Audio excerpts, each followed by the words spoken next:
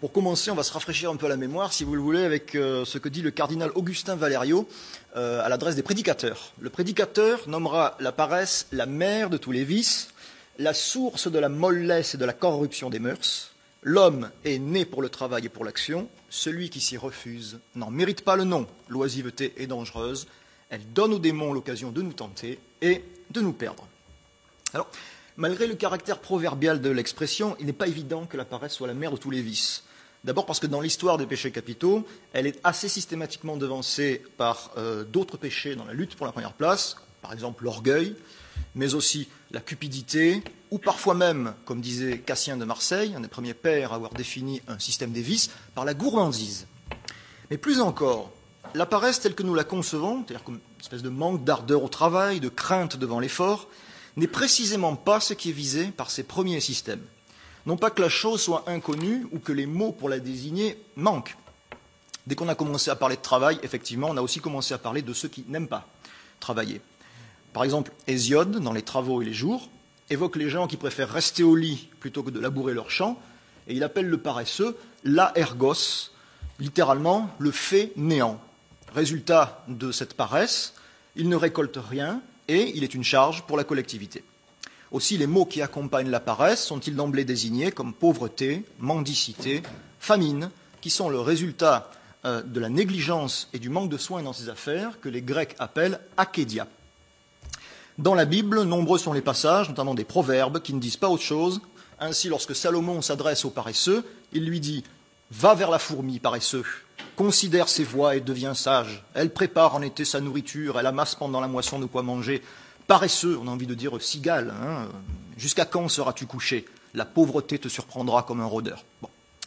Alors, vous voyez que le marquage moral de l'oisiveté commence très tôt, mais il doit être apprécié dans un contexte où le travail manuel est vécu comme une nécessité, s'imposant d'abord aux pauvres et aux esclaves, et non pas aux hommes libres et riches qui jouissent de loisirs. On trouve dans le Siracide, alors le Siracide c'est un livre de la Bible, c'est un livre deutérocanonique qui recueille cet héritage donc gréco-latin. Nous tenons ces précisions du père Denis Moreau, qui n'est pas là. Une formule qui ressemble très fort à notre proverbe, parce que je suis allé chercher, je me suis dit d'où est-ce qu'elle sort cette formule. Je ne vais pas vous la citer en latin, hein, je vais directement vous la donner telle qu'elle est dans une des traductions de la Bible. L'oisiveté enseigne tous les mauvais tours. L'intérêt est que, citant ce passage, le dictionnaire de théologie catholique traduit « la paresse est la mère de tous les vices ». Cependant, dans le contexte du Siracide, on est loin du caractère tragique d'un péché capital. Hein. Il s'agit simplement d'avertir les propriétaires d'esclaves de ne pas les laisser sans rien faire. Sinon, quand on laisse quelqu'un sans rien faire, qu'est-ce qu'il fait? Il fait que des bêtises. Ils se révolteront, ils troubleront le repos de leur maître. Je cite, « Fais travailler ton esclave, tu trouveras le repos, laisse-lui les mains libres, il cherchera la liberté. » Ben, forcément. Donc, toute oisiveté n'est pas mauvaise, hein. Elle devient vicieuse lorsque par elle on se soustrait aux obligations inhérentes de notre statut ou la nécessité imposée par la nature. Alors, dans les premières listes de ce qui va devenir au Moyen-Âge les péchés capitaux, ainsi appelés parce qu'ils sont à la tête capoute de nombreux vices, on ne trouve pas la paresse. C'est plutôt bizarre, non, pour la mère de tous les vices. Mais c'est parce qu'elle est encore jeune. Elle n'est pas encore devenue maman. Elle n'est encore, sous le nom d'oisiveté, otiositas, que la fille d'un autre péché, pour lequel on récupère le nom grec d'akédia. Ce péché, c'est l'acédie. Voyons donc ce que l'acédie tient de sa mère. Celui qui nous l'explique, c'est un des premiers pères à avoir donc systématisé les péchés capitaux, les vices capitaux, c'est Évagre le Pontique. Dans sa liste, l'acédie est analysée comme source des vices parce qu'elle est l'œuvre d'un démon qui est particulièrement oppressif, une espèce de super démon qui met en danger toute la vie spirituelle. C'est le fameux démon du Midi. Eh oui, j'en profite pour briser une légende. Le démon de Midi n'est pas du tout celui qui s'empare des messieurs d'un certain âge pour leur faire échanger leur femme de 40 ans contre 2 de vin. Alors, voici ce que dit Évagre du démon de Midi. Imaginez le moine seul dans sa cellule. Il est affecté du démon de Midi quand le jour lui paraît durer des mois. Il regarde à la fenêtre, il feuillette le livre, il trouve que c'est assez mal reproduit, que les enluminures sont mauvaises. Il se lève, il se rassied, il attend, il se dit qu'il serait mieux ailleurs. Il soupire, il ne sait pas quoi faire, il n'a pas envie de travailler. Là, notre moine est frappé d'acédie. Dans l'acédie, vous avez une espèce de blouse du moine, en quelque sorte. Vous aurez peut-être reconnu dans cette description quelque chose d'assez courant qui peut se retrouver sur les bancs de l'école aussi. Mais bon, sans le savoir, vous aviez déjà le démon de midi petit. C'est une espèce d'état où l'ennui, le dégoût du travail manuel, la torpeur, accompagnent un abattement psychique, une espèce d'accablement durable. Mais en même temps, l'acédie n'est pas incompatible avec une sorte d'activité frénétique, superficielle, qui correspond bien à cette fuite en avant que Pascal nommera le divertissement. Elle est donc plus complexe que la simple paresse. Les mères sont toujours plus intéressantes que leurs filles, on dit. Mais dans la finesse de la description, elle en comprend aussi les effets physiques, somnolence, faiblesse, mais psychologiques et moraux. L'acédie dégoûte les moines de la prière, elle fait négliger ses obligations spirituelles et finalement, elle éloigne l'athlète de Dieu qu'est l'ermite de son divin entraîneur. Elle est donc véritablement un étranglement de la vie spirituelle, une sorte de mort dans l'âme.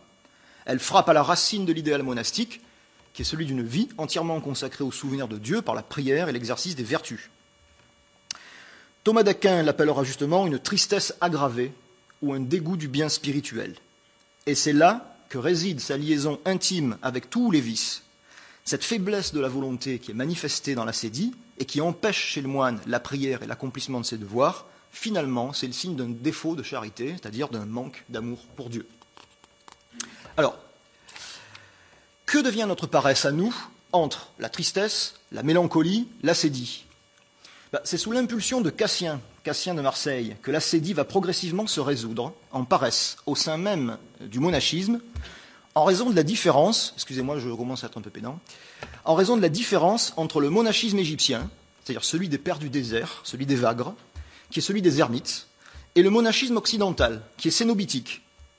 Avec Cassien, l'acédie ne concerne plus seulement les anachorètes, mais les cénobites, en 2 mots.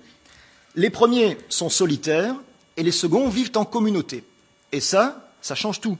Parce que là où l'ermite, seul avec ses pensées, est particulièrement sujet à l'acédie, le cénobite, qui vit sous le commandement de son abbé, est constamment occupé à toutes sortes de travaux manuels et de devoirs spirituels. Il n'a pas le temps d'être assailli par ses pensées tristes.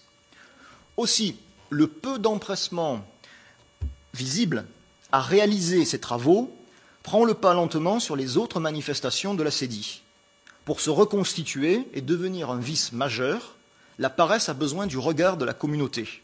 Dans le désert, nul ne vous entend ronfler. C'est pourquoi Cassien donne comme seul remède à l'acédie le travail manuel. Et il souligne ce passage de témoin, de l'acédie à notre paresse au sens moderne, en consacrant la majeure partie du livre 10 de ses institutions cénobitiques à l'oisiveté. Donc l'acédie va disparaître pratiquement des classifications des péchés à la fin du Moyen-Âge.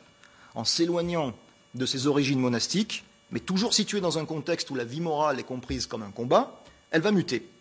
On devine dans l'affaiblissement général de nos défenses spirituelles qu'elle décrit son destin laïque sous le nom de mélancolie, puis de dépression. Elle annonce le spleen, le mal du siècle, le mal de vivre, peut-être même le nihilisme. Sauf que cette sorte de disparition de l'acédie de la liste des péchés nous laisse face à une énigme.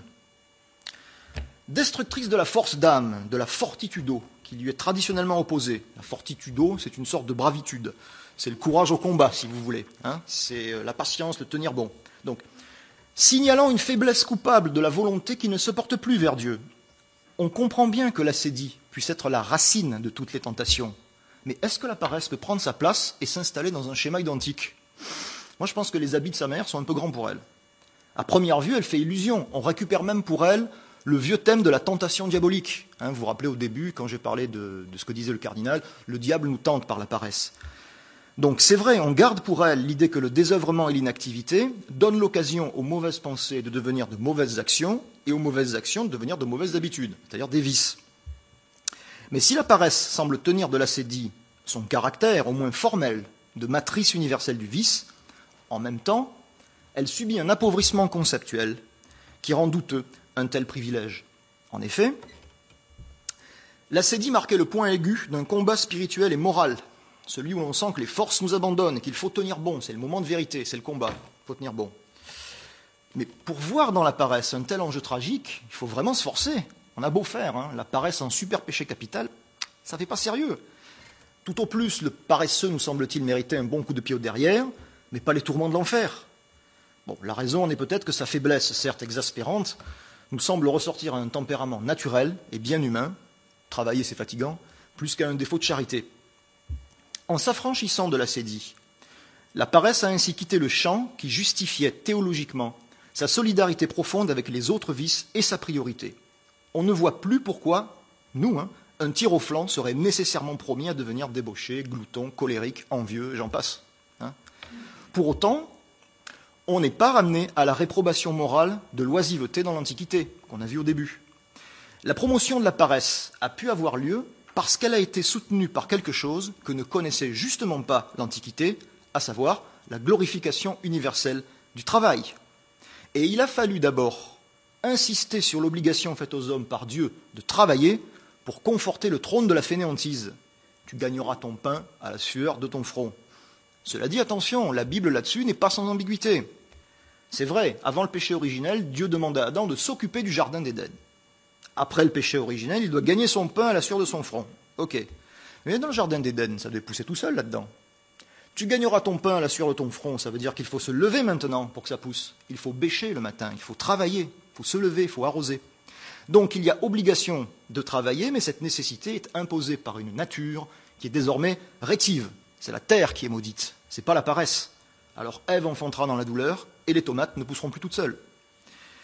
En revanche, il y a une chose qui est claire dans la Bible, et ça c'est noir sur blanc, c'est dans les 10 commandements, c'est que le repos est sacré. Et en plus, l'exemple vient d'en haut, depuis le 6e jour, Dieu fait la sieste. Donc, la nécessité morale de travailler a certainement une origine plus prosaïque. Elle est en fait corrélative de l'impressionnante valorisation du travail qui a lieu à partir du XVe siècle et explique pourquoi la paresse ou l'oisiveté, qui n'étaient que des effets de l'ascédie, peuvent la remplacer maintenant à la tête des vices. C'est quand le travail de simple remède à l'ascédie devient lui-même un acte éminemment vertueux que la paresse peut devenir un vice suprême. En sortant du monastère, en devenant aussi un vice laïque, la paresse entre dans un monde qui commence à valoriser hautement le commerce, les échanges, l'activité économique, et à voir se désagréger l'ancien ordre féodal. La péjoration morale qui s'attache à elle depuis l'Antiquité, relayée par l'apologie du travail issu d'une certaine lecture de la Bible, l'a fait alors, elle aussi, briller comme la mère des péchés. L'Occident entame sa longue marche vers le capitalisme, et c'est avec le capitalisme que la paresse devient un péché capital. À partir de maintenant, ce que je vais dire n'engage plus que moi, et non plus la tradition catholique. Alors, d'accord, la paresse est liée à une certaine conception de la moralité et du travail, mais je pense qu'elle est même trop liée à une conception de la moralité et du travail pour qu'on la laisse ainsi moisir dans une liste de péchés, sans dire un mot pour sa défense. Ainsi, à la grande question, comment combattre le vice ? Comment tarir sa source ? Je réponds donc que non seulement la paresse n'est pas mère de tous les vices, mais qu'elle est la seule manière vraiment efficace de s'en préserver. Ben oui, la tradition morale a toujours répondu de travers en nous demandant de faire taire nos passions par la connaissance du bien ou par la considération de notre avantage, comme si la raison avait ce pouvoir. La preuve, c'est que ça n'a jamais marché. On sait depuis longtemps qu'on peut voir le meilleur et faire le pire, et qu'un petit avantage qui passe à la portée de la main pèse plus lourd pour nous que la promesse de l'enfer ou du paradis. Le problème est dans la question même.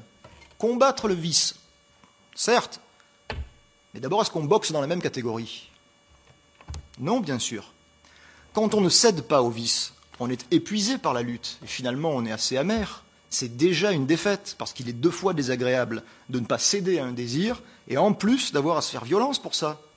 La vraie victoire du vice, c'est la tristesse dans laquelle il nous plonge de toute façon. Donc, ils n'avaient pas tort, les moines, en préconisant le travail manuel comme remède à l'ascédie.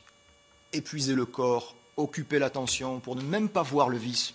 Bien, pas bête. Mais nous qui ne sommes pas moines, nous avons une solution encore meilleure. Celle qui consiste à s'épuiser sans même travailler. Il faut abandonner ce modèle obsolète du combat moral. Il faut substituer à l'âme inquiète, qui attend sur le ring le vice avec ses petits points, la volonté gauche et la raison droite, la force tranquille et non violente d'un penchant naturel, d'une passion universelle, la plus inerte, la plus lourde qui soit, impossible à mouvoir, même pour le vice, et capable, comme disait La Rochefoucauld, d'arrêter les plus grandes passions, comme la bonasse, le calme plat des marins, arrête les plus puissants navires. Ce penchant, c'est la paresse. La paresse est par nature la plus ennemie du vice, puisque le vice suppose toujours, pour se satisfaire, une activité forcenée. Ben oui, le vice, Je m'en veux de rappeler cette observation élémentaire, mais vous êtes tous vertueux ici, mais le vice, c'est épuisant. Or, la paresse assèche la racine industrieuse du vice. Vous ne verrez jamais un paresseux courir derrière la fortune comme Harpagon derrière sa cassette, ou courser la ribaude avec les artifices luxurieux d'un Casanova. Quand il a faim, le paresseux ne se goberge pas des mets les plus délicats dans de la vaisselle fine. Il prend une boîte de cassoulet dans son placard et il mange dedans. Il n'envie pas son voisin quand il voit ce que lui coûte sa richesse. Il n'a pas assez de tension nerveuse pour se mettre en colère. Enfin, tant de simplicité et d'humilité le protègent efficacement de l'orgueil. La paresse nous rend insensibles aux attraits du vice, qu'elle transforme en autant d'occasions de fatigue vaine. Elle est donc la vraie mère des vertus, parce qu'elle annule toute convoitise, et sa devise c'est « pas envie ». Pour mieux nous empêcher de sortir de notre chambre, je vous rappelle que Pascal, qui s'y connaissait en vice et en vertu, disait que la source de tous les malheurs des hommes, c'est qu'ils ne savent pas rester dans leur chambre.